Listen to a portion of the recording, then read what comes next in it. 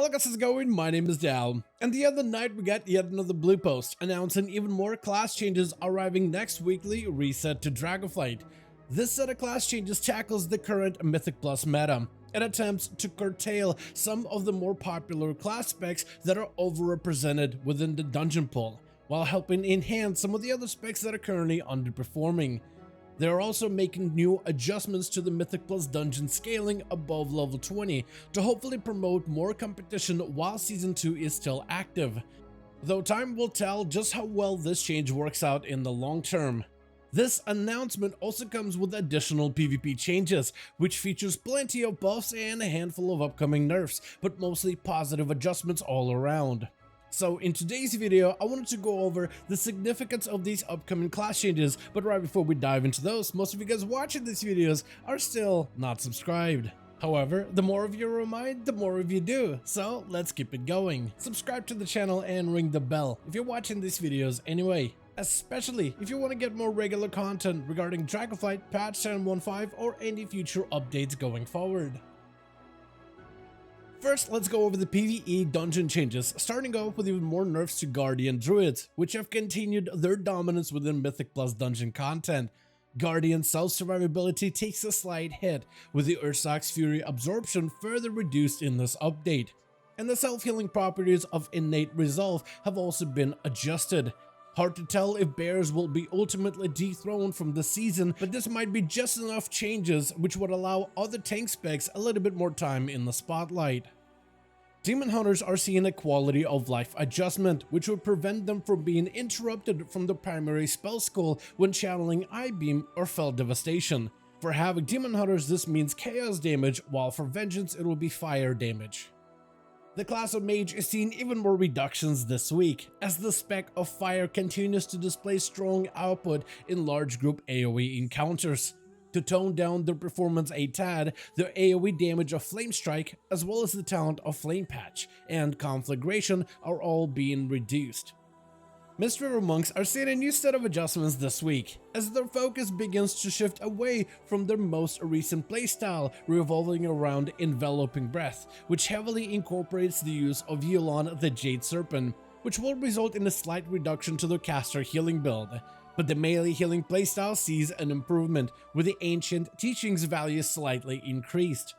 Chikakun's absorb value is also improved, increasing its preventative protection by 100%. And Yulon's Grace defensive has also been further improved as well.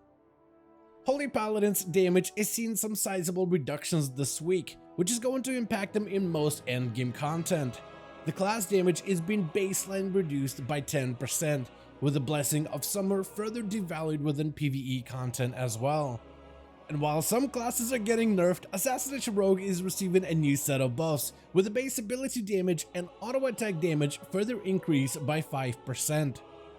Protection Warriors are finally seeing some love this week as well, with their defensive stance no longer feeling as punishing to switch into, helping them maximize defensive value without losing nearly as much on their damage output. Spell Reflection also sees a buff, reducing magic damage by 25% after using the ability, and Vanguard's stamina increase also sees a 5% improvement, which further helps Protection Warriors deal with non-physical damage sources. This newest set of updates also features a bunch of PvP class-specific changes, starting with the new adjustments to the Menacing Death Knights. The global PvP talent of Necrotic Aura is seeing a reduction, with its magic damage increase debuff halved in value. Frost Death Knight makes additional gains within damage, with the Frost Weaver buffed by 30%.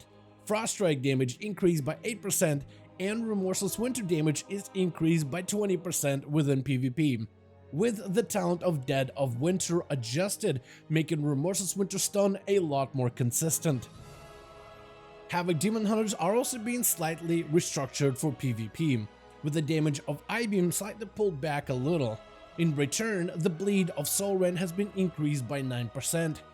Isolated Prey stun effect gains its full value against a solo target. Chaos Strike and its Annihilation counterpart have been buffed by 10%. The ability of Essence Break's damage has become 10% more bursty, and its debuff effect, which increases the damage of your Chaos Strike and Blade Dance, has been buffed by roughly 19% within PvP.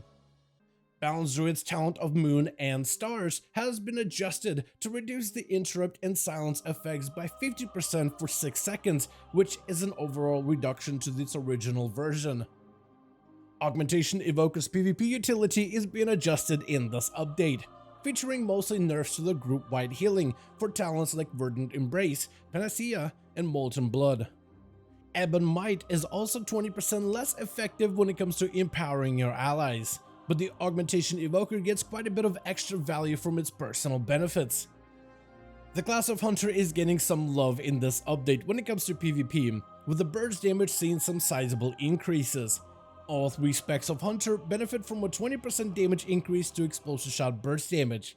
Beast Mastery gains roughly 20% additional damage towards the kill shot ability, and Marksmanship gains an improved version of Master Marksman, as well as a 15% damage increase towards the rapid fire ability. Next we have Discipline Priest changes. Recently, most Disc Priests found themselves to be heavily reliant on Aegis of Wrath talent, since it offers some of the best defense when it comes to maintaining your group or party. To create some build diversity, a portion of Aegis' power is being transferred into Power Word Shield directly, while Aegis loses some value to encourage more build variety. The class of Shaman is also seeing new updates in this build, with the Elemental and Enhancement gaining a mixed bag of changes. For Elemental, we mostly see buffs, with the damage of Lava Burst and Lightning Bolt increased by roughly 12 and 14%. The talent of Volcanic Surge sees a 10% gain towards both your Lava and Lightning spells to help support a caster-focused playstyle. Your periodic damage does suffer a bit though, with Skybreaker's demise seeing its Flame Shock crit chance reduced by half. Flame Shock tick rate is also a bit slower than previously while your Fire Elemental is active, which takes away from some of the periodic passive damage and injects it directly into some of your spells and abilities. Enhancement Shaman does see some nerfs this week, with Ascendant's instant lightning damage reduced by 50%. Wind Strike damage inside of Ascendant also sees a 20% reduction as well, making Enhance a little bit less bursty. But your sustained damage has been improved, as Storm Strike gains 15% additional baseline damage, and Ice Strike damage has been improved by 45% within PvP. The class of Warlock is seeing a whole new set of buffs in this update, as all 3 specs are set to make additional gains. Affliction's damage over time effects like Agony and Corruption are seeing further improvements. Filler spells like Drain Soul and Shadow Bolt are also being bolstered, and the PvP talent of Oblivion sees a 40% damage improvement. Demonology's Demon Bolt damage is further buffed by 20%, while the damage of the Dreadbite from Dreadhounds is buffed by 10%. Even Destruction sees additional changes, with their Chaos Bolt damage further increased by 15% for PvP. Finally, we have the class of Warrior, as both Fury and Arms lose some of the burst damage but gain much better sustained damage output. Both specs will see the avatar damage increase reduced by 5%. Arms Warriors also lose some of their damage increases that comes from shattering past their target's defenses with talents like Warbreaker or Colossus Smash, but the damage of Mortal Strike and Blade Storm is further increased for PvP. Fury's Onslaught talent gains 20% more damage with player versus player content, and their Execute damage sees a nice bit of improvement, which gives them a bit more finishing potential. I want to thank all of you so much for watching this video and hope you guys enjoyed. Let me know all your thoughts in the comments below. As per usual, if you guys enjoyed this video or found it informative, go ahead and give it a thumbs up. I would very much appreciate it. And as always, in the description of every single video and live stream, we have a link to our Discord community channel. Probably the best place to reach out to me directly in case you want to let me know what you thought about this video or hang out with the rest of the community to discuss some of the upcoming changes. Join our Discord to become part of the community. But otherwise, thank you all so much for watching this video. I do hope you guys enjoyed. Let me know all of your thoughts down below. And as always, I'll see all of you guys in another video.